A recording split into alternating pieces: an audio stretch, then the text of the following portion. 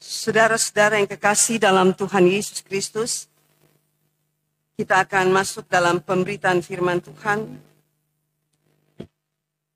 Mari kita berdoa. Tuhan menyertai saudara-saudara. Dan menyertai saudara juga. Mari kita berdoa.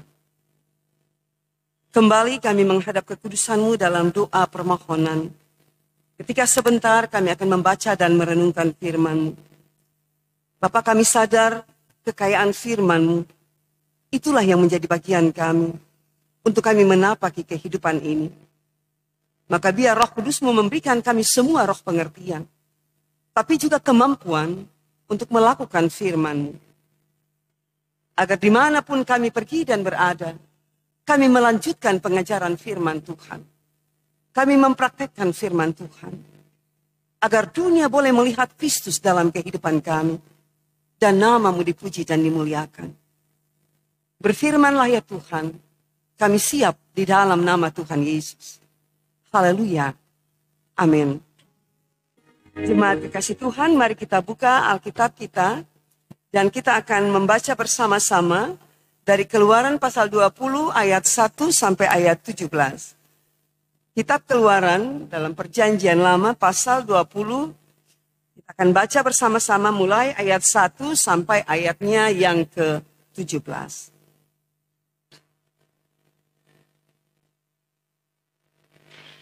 Kalau kita sudah dapatkan, mari kita sama-sama membaca Keluaran pasal 20 ayat 1 sampai ayatnya yang ke-17. Pembacaan ini diberi judul ke-10 firman. Kita mulai. Lalu Allah mengucapkan segala firman ini, Akulah Tuhan Allahmu yang membawa engkau keluar dari tanah Mesir, dari tempat perbudakan. Jangan ada padamu Allah lain di hadapanku. Jangan membuat patung yang menyerupai apapun yang ada di langit di atas, atau yang ada di bumi di bawah, atau yang ada di dalam air di bawah bumi. Jangan sujud menyembah kepadanya, atau beribadah kepadanya. Sebab aku Tuhan Allahmu adalah Allah yang cemburu, yang membalaskan kesalahan bapa kepada anak-anaknya, pada keturunan yang ketiga dan keempat, dari orang-orang yang membenci aku. Tapi aku menunjukkan kasih setia kepada beribu-ribu orang, yaitu mereka yang mengasihi aku dan yang berpegang pada perintah. Jangan menyebut nama Tuhan Allahmu dengan sembarangan, sebab Tuhan akan memandang bersalah orang yang menyebut namanya dengan sembarangan. Ingatlah dan kuduskanlah hari Sabat. 6 hari lamanya engkau akan bekerja dan melakukan segala pekerjaanmu. Tapi hari ke-7 adalah hari Sabat Tuhan Allahmu. Maka janganlah melakukan sesuatu pekerjaan, engkau atau anakmu laki-laki, atau anakmu perempuan, atau hambamu laki-laki, atau hambamu perempuan, atau hewanmu, atau orang asing yang di tempat kediamanmu. Sebab 6 hari lamanya, Tuhan menjadikan langit dan bumi, laut dan segala isinya. Dan ia berhenti pada hari ke-7. Itulah sebabnya Tuhan memberkati hari Sabat dan menguduskannya. Hormatilah ayahmu dan ibumu, supaya lanjut umurmu di tanah yang diberikan Tuhan Allahmu kepadamu. Jangan membunuh, jangan berzinah, jangan mencuri, jangan mengucapkan saksi dusta tentang sesamamu. Jangan mengingini rumah sesamamu, jangan mengingini istrinya, atau hambanya laki-laki, atau hambanya perempuan, atau lembunya, atau keledainya, atau apapun yang dipunyai sesamamu. Sampai demikian jauh pembacaan firman Tuhan bagi kita semua pada pagi hari ini. Shalom Aleichem. Kita bersyukur bahwa kita boleh ada pada tanggal 6 November dan kita ada dalam keadaan yang baik. Kita boleh ada di gedung gereja ini juga karena kemurahan Tuhan. Amin. Dan ada banyak orang di luar sana, mereka ingin beribadah. Tapi ada kurang sehat, ada karena tugas pekerjaan, dan banyak alasan-alasan yang lain sehingga kalau kita ada dalam setiap peribadatan, kita seharusnya bersyukur. Dan kita tahu juga bahwa ketika kita beribadah, kita sedang belajar untuk bagaimana merawat keimanan kita. Sehingga peribadatan-peribadatan yang kita lakukan bukan hanya sekedar, orang bilang sekedar tradisi, atau sekedar seremoni belaka. Tapi saya mau katakan begini, saudara. Ketika kita beribadah, saya selalu katakan pertama, kita sedang menyenangkan hati Tuhan. Yang kedua, kita sedang bersyukur dengan nafas hidup dan kekuatan yang Tuhan berikan. Dan yang ketiga, agar setiap peribadatan di dalamnya ada puji-pujian, ada doa, ada firman, itu semua menjadi kesatuan untuk membuat iman kita bertumbuh dan menghasilkan buah. Nah, oleh karena itu saudara, ini yang dilakukan oleh Tuhan. Ketika di dalam pembacaan kita sudah masuk langsung ke 10 firman. Tapi kita harus lihat dulu kenapa sampai Tuhan memberikan ke 10 firman untuk umat Israel.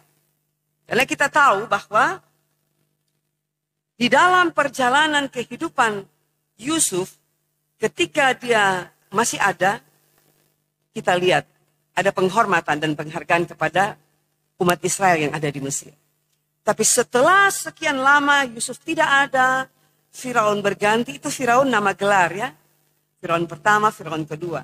Bergantilah juga penguasa, mereka tidak lagi tahu tentang sejarah dari orang Israel.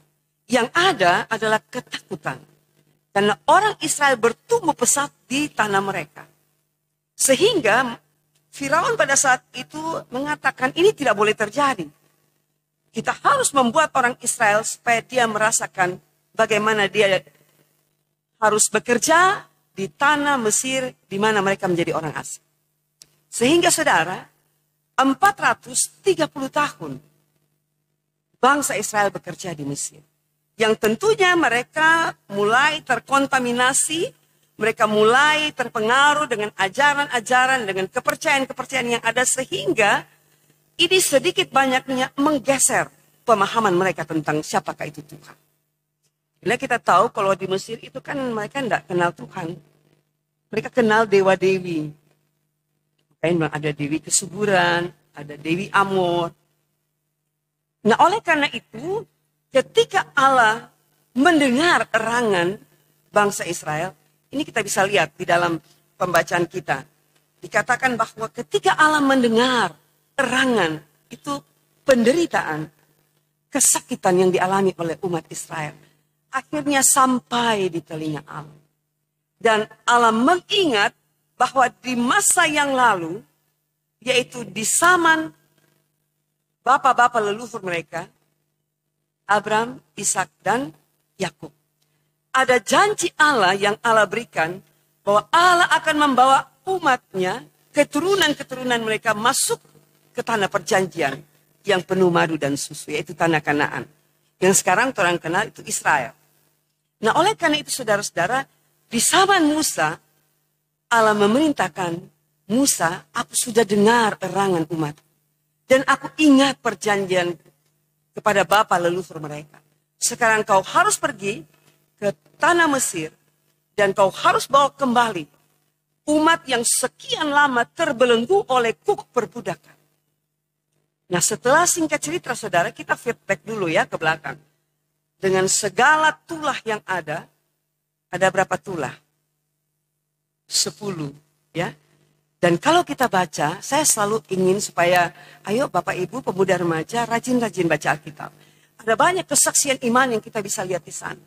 Karena dari setiap tulah yang diberikan, mengingatkan Firaun, Allah selalu berkata, biarkanlah umatku pergi untuk beribadah kepada. Jadi tujuan selain Allah dengar erangan umat Israel, dan Allah ingat perjanjian kepada bapa leluhur mereka, tapi juga Allah secara pribadi punya kerinduan supaya umatnya datang beribadah. Nah kalau sebagai pekerja rodi, tidak ada waktu lagi saudara. Mereka bangun pagi, mereka harus bekerja, dikasih makan memang bak cukup, tapi habis itu mereka punya tenaga diperas lagi. Sehingga memang waktu beribadah tidak akan lagi ada. Nah setelah Musa dengan 10 tula atau 10 wabah ini membuat Firaun katakan Allah orang Israel luar biasa. Terakhir kematian anak sulung. Kalau tulah-tulah yang lain orang Mesir bisa imbangi. Ada lalat pikat, lalu ada air menjadi darah, orang-orang Jampil bisa. Tetapi di saat kematian anak sulung, mereka tidak bisa lagi mengalahkan. Nah oleh karena itu, Allah tahu, ini karakter, ini tabiat, ini kebiasaan dari 430 tahun, ini harus dibenahi saudara. Supaya ketika mereka masuk ke tanah Kanaan, ke tanah perjanjian, dari karakter Mesir yang penuh dengan kekerasan, penuh dengan segala egoisme, ini kan orang bilang siapa kuat dia yang iya kan. Jadi ini karakter-karakter yang tidak peduli dengan sesamanya, yang tidak terlalu lagi bisa memahami bahwa Allah sanggup menolong. Ini karakter-karakter ini yang diubahkan. Nah, bagaimana Allah mengubahkan karakter ini? Maka Allah memberikan ke-10 firman. Saya ingat dulu waktu orang masih SD, itu ada film Ten Commandments. Ada yang pada nonton sini? Iya kan? Kalau orang anak-anak kecil dulu ada. Ada film Musa, ada film Nuh, itu ada di CD. Ada film The Ten Commandments, 10 perintah Tuhan. Nah, ini diberikan supaya apa, saudara? Umat Israel mulai dibenahi pikirannya. Bahwa akulah Tuhan yang membawa kamu keluar dari Mesir. Dan tidak ada Allah lain. Artinya apa saudara? Firman Tuhan mengingatkan kepada kita. Bahwa Allah mulai membenahi pikiran, pemahaman, pengetahuan orang Israel. Bahwa bagaimana hubungan yang utama itu dulu adalah hubungan vertikal. Hubunganmu dengan Tuhan. Karena hanya Tuhan yang sanggup menolong mereka keluar dari tanah Mesir. Tapi juga hanya Tuhan yang sanggup menolong mereka menjalani perjalanan di padang gurun. Karena saudara, waktu di Mesir, orang-orang Mesir kan banyak patungnya. Ya, dan mereka memahami tiap patung itu ada ilahnya. Atau ada A. Kalau orang perhatikan di ayat 3, jangan ada padamu Allah lain. Itu A kecil. Ya, A kecil itu menunjukkan kepada apa? Ilah-ilah. Atau orang sampai bahasa modern, opo-opo. Atau kekuatan-kekuatan magis. Itu mereka pahami ada di patung-patung yang dibuat. Patung tuangan atau patung dari kayu. Mereka tahu ada kuasa di situ. Nah ini tuh pengajaran Mesir. Tapi Allah yang sudah membawa mereka keluar mau kasih tahu. Jangan ada padamu Allah lain di hadapanku. Apalagi mau membuat Allah yang menyerupai mereka punya image. Oh ini ada Allah. Mari orang sembah. Hati-hati. Firman Tuhan katakan, aku adalah Allah yang cemburu. Yang akan membalaskan kesalahan Bapa kepada anaknya, kepada keturunan yang ketiga dan keempat. Karena apa saudara? Jangankan Tuhan. Orang saja manusia kalau didoakan cemburu enggak? Ya? Kalau didoakan marah enggak? Apalagi Tuhan pemilik hidup ini. Nah oleh karena itu pesan firman Tuhan yang pertama bagi kita pada saat ini. Jangan cari kekuatan lain di dalam dunia ini selain kepada Tuhan. Yang kita imani di dalam Tuhan Yesus Kristus. Amin saudara. Supaya apa? Kita tahu. Kita gagal ke, kita sukses ke, kita bersama dengan Tuhan. Ya. Daripada kita sukses, ternyata ujungnya apa? Maut. Karena kita menghalalkan segala cara. Ya memang sekarang kita tidak buat patung, orang sujud. Walaupun kita tahu ada kepercayaan-kepercayaan luar sana. Bahkan saya pernah dapati Pelsus. Tapi bukan di sini. Di tempat kelahiran saya. Itu dia pada bulan-bulan tertentu dia datang ke tempat-tempat yang dia anggap punya kekuatan gaib. Pelsus ini saudara. Jadi artinya apa? Siapapun orang, apakah diaken, apakah penatua, apakah pendeta, apakah jemaat kita tidak sepi dengan apa namanya godaan iblis. Karena memang tujuannya adalah untuk apa? Membuat kita menyangkali iman percaya kita kepada Tuhan. Jadi ini Pak Penatua memang pada bulan-bulan tertentu, apalagi bulan purnama, dia harus pergi apakah ke Palu, apakah ke Bali, ke tempat-tempat yang dia anggap magis, dan dia tahu bahwa di situ dia punya kekuatan. Tapi saudara, satu kali terjadi apa? Ketika dalam persekutuan kita berdua bersama, memang ada kelihatan bahwa dia sedang menaruh sesuatu di depan rumahnya. Jadi dia tanam, saudara. Dia tanam sesuatu di depan rumahnya. Pendeta tidak tahu, tapi pendeta Tuhan kasih hikmat. Jadi saya juga was-was, Kang. Jangan sampai ini cuma kita halusinasi. Orang kan mesti uji segala roh, kan. Lalu saya tanya sama penatua ini, Pak Pena minta maaf. Pak Pena pernah tanam sesuatu di depan rumah. Dia kaget. Dia bilang, siapa? Pendeta tahu. Saya enggak tahu, tapi Tuhan yang kasih tahu. Dan bersyukur kalau memang itu betul, berarti Tuhan mengasihi Pak Pena. Kalau Tuhan enggak mengasihi, kan dia kasih dia sukses, berhasil, bermandikan segala kekayaan. Kalau orang mau bikin apa dia lolos. Tapi dia ada dalam apa saya? Jurang maut. Dan ketika dia katakan, aduh betul. Tapi itu sudah puluhan tahun. Tapi saya katakan, bagi Tuhan tidak ada yang mustahil. Ketika dia mengasihi anaknya, dan dia tahu tidak ada yang mampu menolong, maka Tuhan akan memberikan pertolongan. Ketika juga dia lihat iman dari Bapak Penatua ini. Dan akhirnya dia katakan, kita lesonin tahu itu di bagian mana. Tapi kita bilang, minta hikmat. Kalau memang Pak Penatua ingat, karena dia pikir kata kalau dia tanam itu guru-gurunya mengajarkan itu mereka punya rumah dibentengi. Dibentengi. Lalu orang-orang di dalam yaitu keluarganya juga akan dijaga. Makanya anak-anaknya kalau saya lihat agak beringas. Beringas artinya begini. Pernah dia potong meong kucing. Karena mungkin kucing berkelahi. Pas saya ada di situ, memang dia langsung ambil peda. Dia langsung karena itu, keberingasan itu, hati itu tidak seperti hatinya Tuhan. Dan memang puji Tuhan ketika dia ingat, dia buka, dia gali, dan ternyata memang dia dapat. Dan akhirnya dia dibereskan. Dia punya hubungan relasi yang baik antara dia dan Tuhan.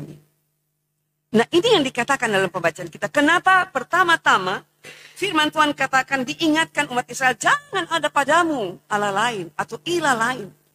Jangan mau bikin patung, mau rupai apapun kau, apalagi sujud menyembah.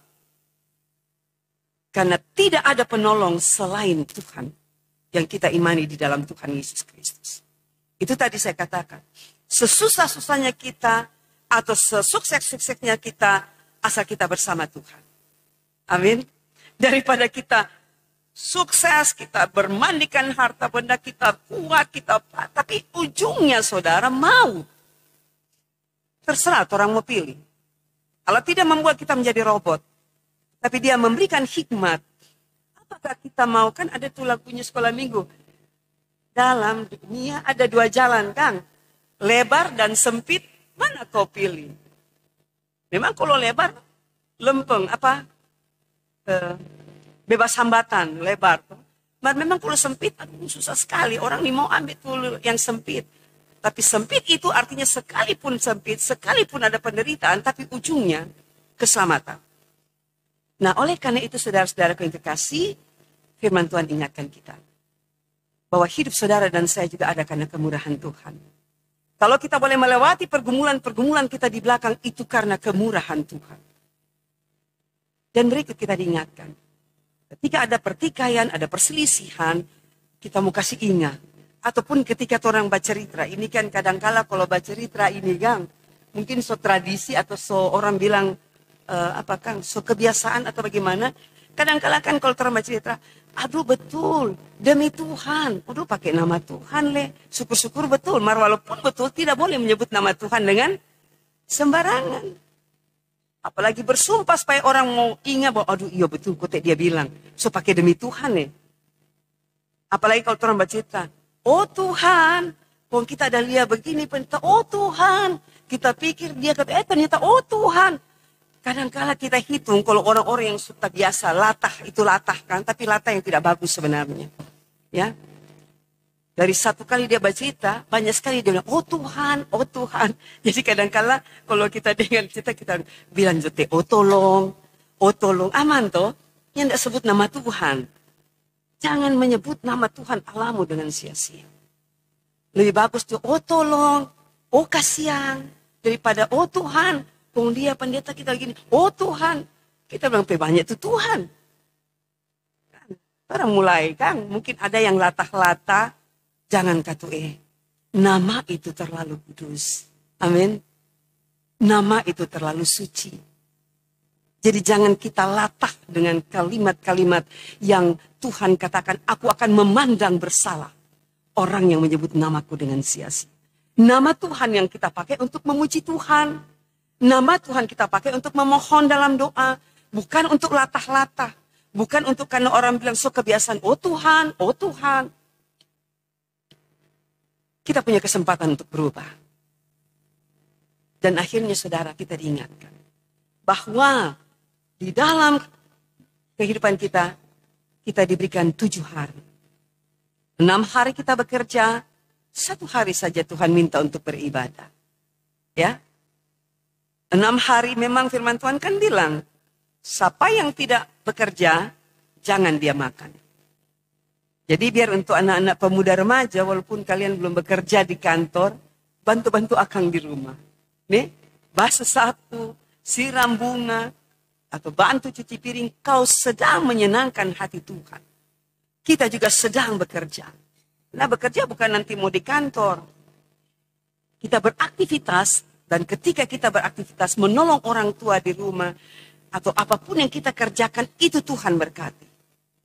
Tapi kita harus ingat juga, jangan sampai bekerja itu bisa menjadi ilah juga dalam kehidupan kita. Kalau orang berpikir begini, aduh hari Minggu ini kan sekarang ada banyak perusahaan kita perhatikan, hari Minggu itu so kerja.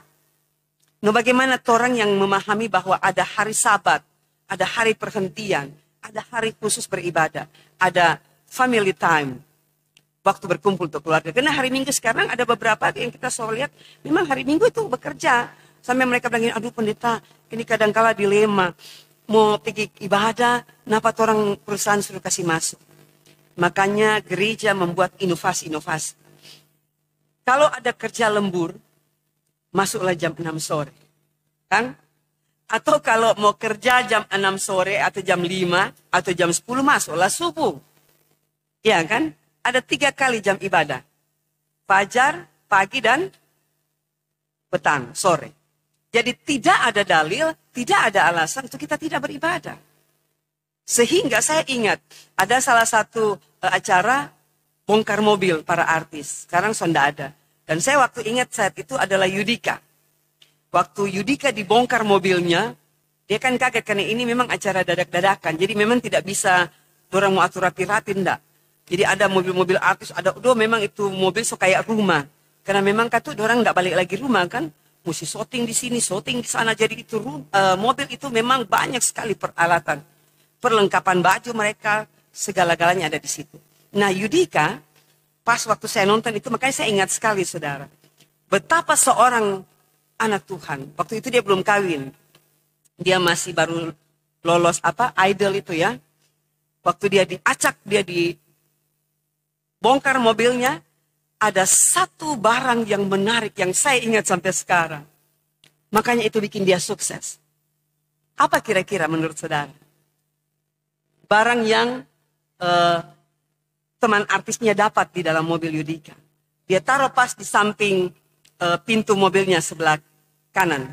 Kan dekat setir. Mereka dapatkan apa? Alkitab. Lalu begitu ditanya, wah ini Yudika bawa-bawa ini. Jadi itu yang pembawa acara dia pegang gini. Jadi saya pas nonton saya mati, oh Tuhan, kiranya ini boleh dilihat oleh semua anak-anak Tuhan bahwa sesibuk-sibuk apapun dia sebagai artis, dia tahu ada saat beribadah. Sehingga dia bilang walaupun saya tidak pergi ke, karena dia GPIB kan, Dia bilang, tapi di mana tempat shooting? Saya lihat ada gereja dekat situ, saya pergi. Dan Alkitab itu dia bawa sampai di mobilnya. Kira-kira orang ada taruh Alkitab enggak? Bukan jimat, saudara ya. Jangan bikin jadi jimat. Tapi Alkitab itu Yudika katakan saya bawa itu supaya kalau ada waktu saya hari Minggu pun harus kerja. Tapi saya cari waktu yang bisa saya pergi beribadah. Jadi itu Alkitab dia bawa terus. Wow, kita bilang luar biasa. Anak Tuhan seperti ini. Karena dia terlalu tahu. Ada waktu dia bekerja. Ada waktu dia beribadah. Dan Tuhan memberkati dia. Nah akhirnya saudara. Kita diingatkan. Bahwa hubungan vertikal antara kita dan Tuhan. Untuk mengingatkan kita. Hanya Tuhan penolong hidupku. Hanya Tuhan sumber berkatku. Hanya Tuhan yang saya mau puji dan saya sembah. Nah akhirnya apa? Kita lihat. Hubungan horizontal dengan manusia. Jadi 4 itu, hukum 1 sampai 4 adalah relasi kita dengan Tuhan. Supaya kita tahu kalau kita sukses, kita berhasil, ataupun kita sakit, kita sehat, ada Tuhan di sana, di dalam Yesus Kristus. Sehingga kita bisa melewati itu semua. Tapi bagaimana relasi kita dengan sesama? Makanya firman Tuhan katakan, relasi vertikal dengan Tuhan dan horizontal dengan sesama dimulai dari apa? Hormatilah ayahmu dan ibumu. Supaya apa? Lanjut umurmu di tanah yang dianugerahkan Tuhan Allahmu kepadamu. Saya bersyukur saudara. Tuhan izinkan merawat papa mama saya. Usia 90, ini tanggal 12 November dia 91 tahun. Mama 80 tahun. Jadi bersyukur. Ada jemaat yang masih merawat orang tua. Ya. Bersyukur. Itu berkat. Jangan jadi beban. Karena orang tua adalah relasi yang terdekat secara emosional dengan kita. Kita ada karena orang tua. Kita tumbuh besar karena orang tua. Kita sukses juga karena orang tua. Kalaupun kita gagal, di sana ada doa orang tua. Amin. Sehingga segala sesuatu kita ingat, saya ada karena kemurahan Tuhan lewat papa mama saya. Jadi kalau kita menghormati orang tua sama dengan kita menghormati Tuhan. Walaupun saudara, tadi malam 11:30 saya sedang persiapkan renungan ini. Saya tiba-tiba ingat bahwa di Jepang, di zaman lalu, itu ada tradisi. Saya tulis di sini karena saya juga baru dapat tadi malam. Itu ada tradisi yang membuat orang Jepang itu membawa orang tuanya yang sakit atau yang sudah mau mati, yang sudah tua sekali, karena mereka sibuk kerja. Mereka taruh di hutan. Boleh juga seperti itu. Itu lalu di Jepang. Itu tradisi yang mengingatkan tentang bagaimana di dalam perjalanan kehidupan manusia kadangkala kasih manusia masih terbatas. Sehingga waktu saya baca itu, di situ saudara dikatakan bahwa bagaimana orang Jepang ini, dia membawa orang tuanya, mamanya atau papanya, yang mungkin sudah sakit-sakitan, atau mungkin yang mereka lihat sudah terlalu tua, mereka taruh di hutan. Itu tradisi Jepang pada zaman lalu. Yang sekarang ini sudah mulai dilarang. Tapi tahun 2018 masih ada seorang ibu, bukan ibu, dia masih gadis. Dia bawa papanya di hutan belantara, di kaki Gunung Fuji. Jadi ada Gunung Fuji di Jepang, itu kaki Gunung Fuji itu memang masih, orang bilang masih hutan rimba. Jadi Nona ini di tahun 2018 didapati, ternyata dia membawa papanya di hutan Fuji itu. Karena apa? Dia punya alasan. Dia tidak ada waktu untuk merawat orang tuanya. Karena dia kerja. Dia bilang, kalau saya kerja, mau makan apa kalau tidak kerja? Jadi dia ingat bahwa tradisi itu dulu ada, 2018 itu terjadi lagi. Dan itu menjadi hal yang menggemparkan Jepang pada saat itu. Karena pemerintah tahu hal ini tidak lagi bisa terjadi. Nah syukur-syukur orang punya firman Tuhan. Hormatilah ayahmu dan ibumu supaya apa? Lanjut umurmu Di mana? Di tanah yang dianugerahkan Tuhan Allahmu kepadamu. Segala tumbuh-tumbuhan yang ada di luar, ditanam di tanah. Ya kan? Artinya apa? Tanah itu mengandung berkat. Berkat Tuhan akan mengikuti setiap anak yang tahu menghormati dan menghargai orang tuanya. Walaupun sekarang tradisi itu sudah agak modern. Kan orang nggak tahu kalau di sini ada rumah panti jompo. Hah? Kalau di Manado ada panti Breda, tempat dulu pendeta pelayanan. Jadi waktu lihat sana memang panti jompo ya itu orang-orang tua yang memang saya tidak tahu apa latar belakang anak-anaknya untuk menitipkan papa mamanya di situ. Tapi kalau kita belajar firman Tuhan seharusnya panti jompo tidak perlu ada. Asal ada hati yang memahami saya tumbuh sampai besar ini karena orang tua. Dan saya mau melakukan firman Tuhan, hormati ayahmu dan ibumu. Lalu ada yang komplain, pendeta bagaimana kalau kita papa jahat sekali? Saya katakan di firman Tuhan yang tidak ada tuh bilang, hormati ayahmu yang baik. Kong ayah yang jahat tidak usah hormati, tidak ada saudara. Cuma dibilang hormati ayahmu dan ibumu. Dia mau jahat kek, dia mau baik kek, dia mau apa kek, itu orang tuamu. Dan kita ada karena mereka. Itu yang firman Tuhan mau katakan. Nah ini relasi secara horizontal. Kita mengasihi Allah sama dengan kita mengasihi sesama. Dan itu dimulai dari orang tua. Jadi saya mau ajak mari kita semua yang masih merawat orang-orang tua kita. Mari kita bersyukur. Pasti Tuhan kasih kekuatan ekstra. Pasti Tuhan kasih kesabaran. Amin. Karena memang tidak gampang merawat orang tua. Kadang-kala mereka cepat meraju. Kadang-kala orang bicaranya. Kadang-kala, aduh tapi saya mau katakan. Kalau saya mau lihat di, sebenarnya itu saya tadi katakan. Tidak perlu ada panti jompo. Kecuali bagi mereka yang tidak punya keturunan. Kan? Tapi toh kalaupun dia tidak punya keturunan, kan pasti dia punya ponakan dong. Dia punya kaum keluarga dari saudara kayak. Sebenarnya itu cara kita untuk melakukan firman Tuhan. Nah itu dimulai bagaimana dengan sesama kita.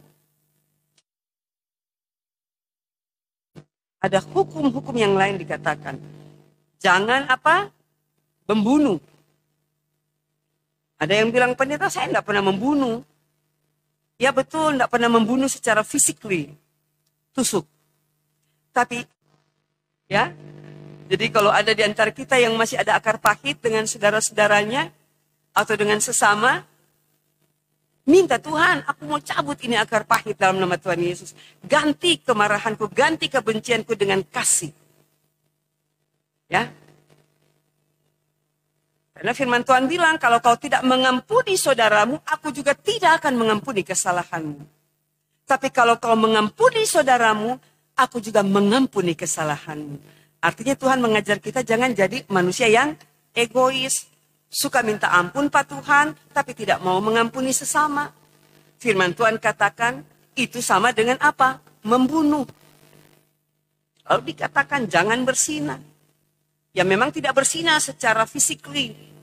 Tapi ketika kita mengandalkan kekuatan lain, mantra-mantra, opo-opo, ika-ika pinggang, dan banyak lagi jenisnya, kita sedang bersinah. Artinya apa? Kita sedang mengilahkan kekuatan lain selain daripada Tuhan Yesus Kristus. Jadi yang berikut saudara, jangan mencuri. Itu orang so tahu ini arti mencuri. Tapi kadang-kala ada orang bilang, aduh syukur saya tidak mencuri seperti dia. Kadang-kala orang mencuri waktu, ya toh. Orang mencuri kemuliaan Tuhan. Karena orang anggap orang sukses, orang berhasil karena saya reem. Siapa dulu saya? Kalau bukan saya, tidak begitu dia. Itu mencuri kemuliaan Tuhan, saudara. Kalau saudara bisa membantu orang, saudara jadi berkat.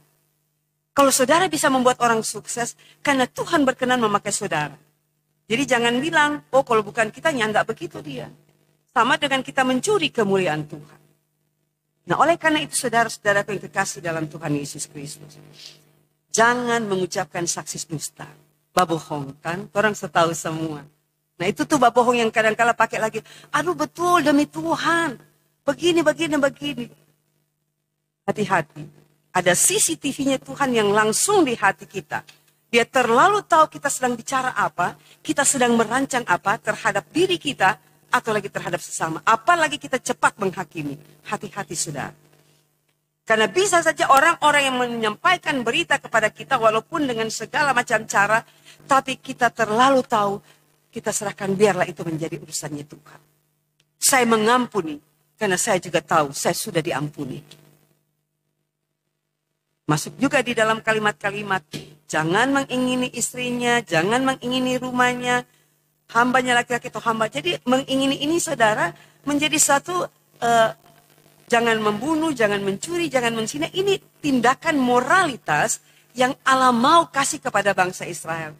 Supaya ini dalam perjalanan sekian puluh tahun di pengembaraan ini mulai dikikis.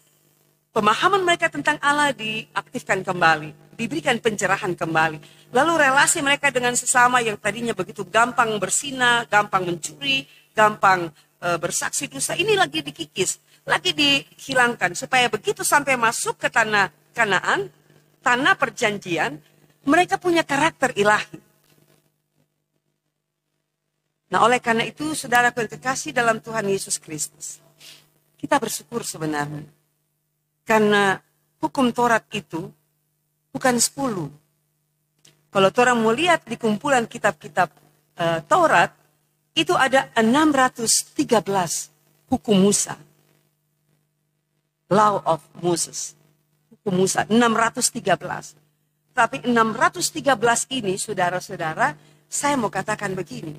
Menarik sekali, 613 ini adalah hukum Musa atau Law of Moses. Ini terdiri ternyata dari apa, saudara? Saya mau catat di sini supaya kita juga punya pengetahuan.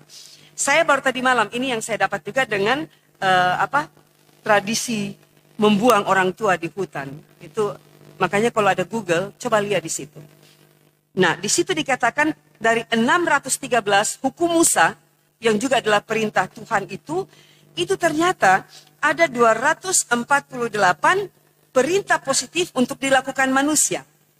Jadi 248 itu perintah positif yang dilakukan manusia dan 365 perintah negatif yang tidak boleh dilakukan oleh manusia. Dan waktu saya lihat 365, 1 tahun matahari berapa hari? 365. Jadi ada perintah Tuhan, 365 perintah negatif yang dikatakan jangan buat itu. Jadi artinya berarti setiap hari ada larangan Tuhan kan? Tapi juga di dalamnya 248 perintah positif yang dianjurkan untuk dilakukan. Nah menariknya 248 perintah ini ternyata itu jumlah seluruh tulang dan organ utama dalam tubuh kita. Jadi ternyata orang tulang ini, tulang-tulang yang ada itu dengan organ utama itu jumlahnya 248. Nanti kalau pulang di rumah boleh mulia itu. Jadi artinya kalau kita lihat tadi dalam hukum yang pertama dan yang keempat, itu relasi kita dengan Tuhan, lalu masuk dalam hukum 5 sampai 10, itu relasi kita dengan sesama. Dan itu membuat tubuh kita yang bekerja, beraktivitas. Makanya dikatakan 248 itu perintah positif untuk dilakukan. Berbicara tubuh, saudara. Ternyata di tubuh kita ada 248 tulang dan organ-organ penting lainnya.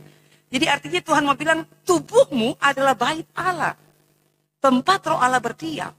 Jadi pakai tubuh kita, di firman Tuhan katakan, hormati ayah ibumu, jangan membunuh, jangan berzina, jangan mencuri, jangan mengucapkan saksi dusta, jangan mengingini apapun yang dipunyai oleh sesamamu. Ini tubuh yang bekerja.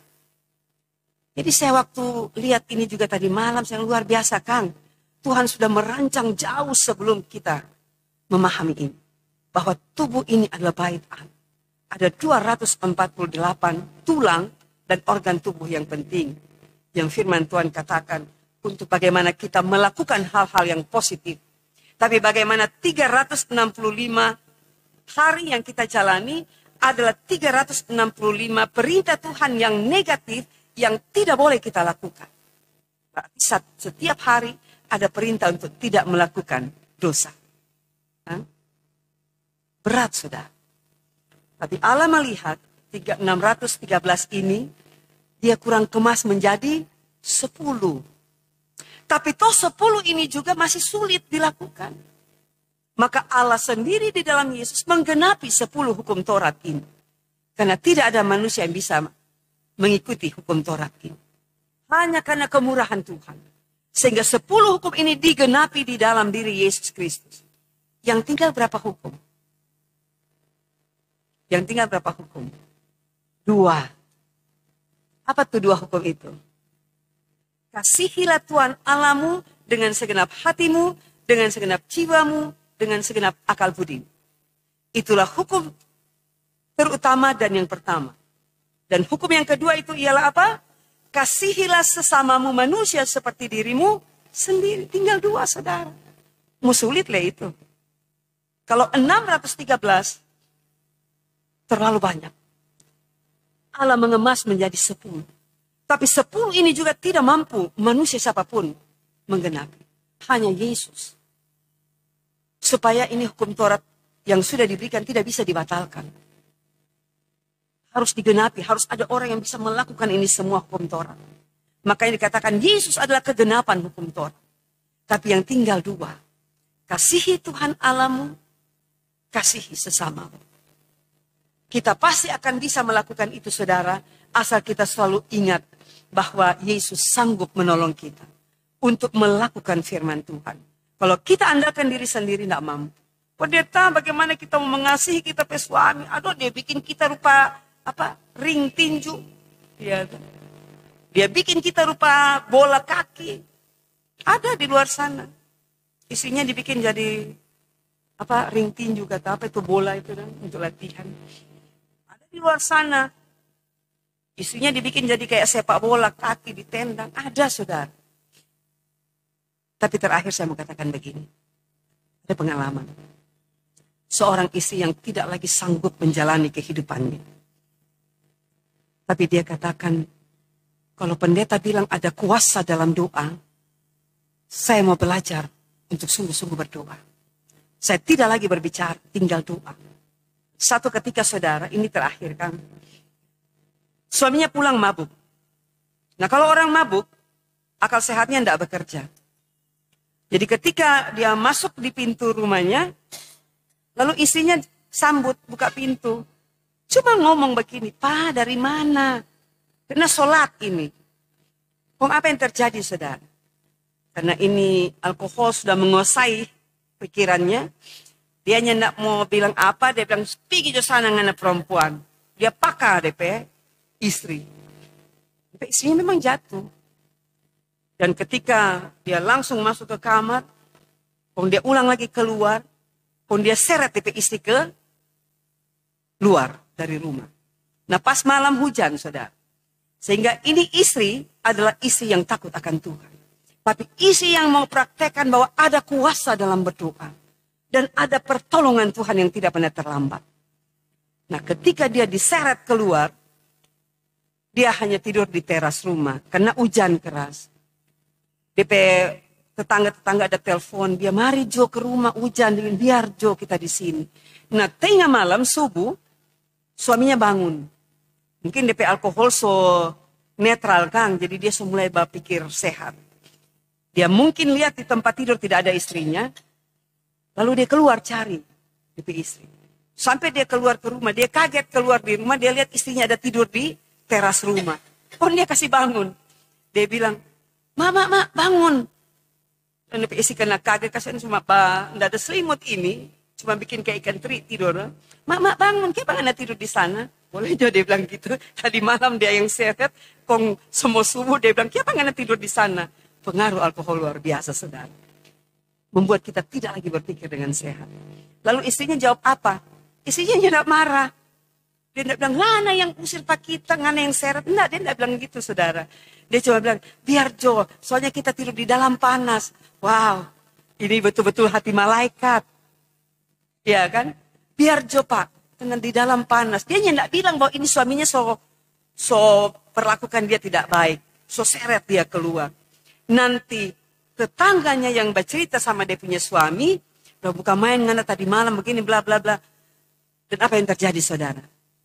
Kekuatan doa menjadi bagian istri ini.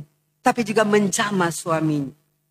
Nah pada akhirnya suaminya menyadari bahwa ternyata sampai seperti itu kote DP tindakan. Maka dia mengalami pemulihan yang luar biasa. Memang butuh proses. Sedangkan orang Israel juga butuh proses. Supaya memiliki karakter ilahi. Nah suami ini juga butuh proses. Tapi bersyukur dia punya isi yang takut Tuhan.